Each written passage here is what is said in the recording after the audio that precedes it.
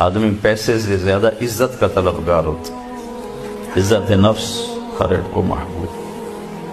عزت کی طلب کوئی ناجائز نہیں ہے، یہ انسانی ضرورت۔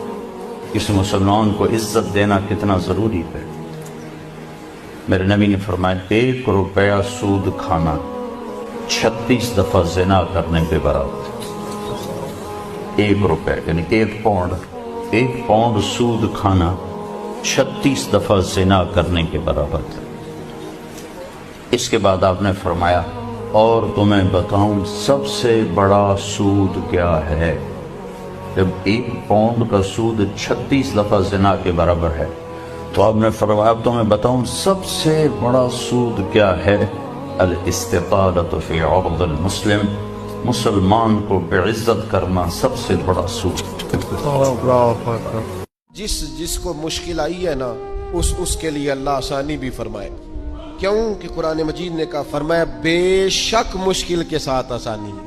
یہ حقیقت ہے قرآن کی بتائی ہوئی، اس لیے جہاں جہاں بھی مشکلات ہیں وہ سمجھ لیں کہ بڑی جلدی یہ مشکلات دروازہ بنے گی، اور جیسے ہی دروازہ کھلے گا سامنے آسانیاں نظر آئیں گی۔ حضور غوث اعظم رضی اللہ تعالیٰ عنہ فرماتے مجھ پر سخت مشکلات آئی، یہاں تک کہ بھوک کی وجہ سے میں زمین پر لیٹ گیا اور ذرا میں پریشان ہونے لگا تھا کہ خود بخود میری زبان پر یہ آیتیں جاری ہو گئیں فَإِنَّ مَعَ الْعُسْرِ يُسْرًا، إِنَّ مَعَ الْعُسْرِ يُسْرًا۔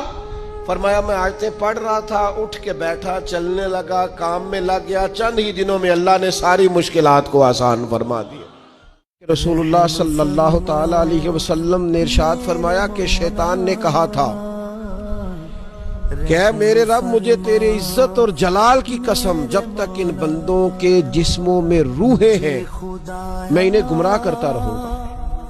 تو اللہ تبارک و تعالیٰ نے فرمایا مجھے بھی اپنی عزت اور جلال کی قسم جب تک وہ مجھ سے استغفار کرتے رہیں گے میں بھی انہیں معاف کرتا رہوں گا۔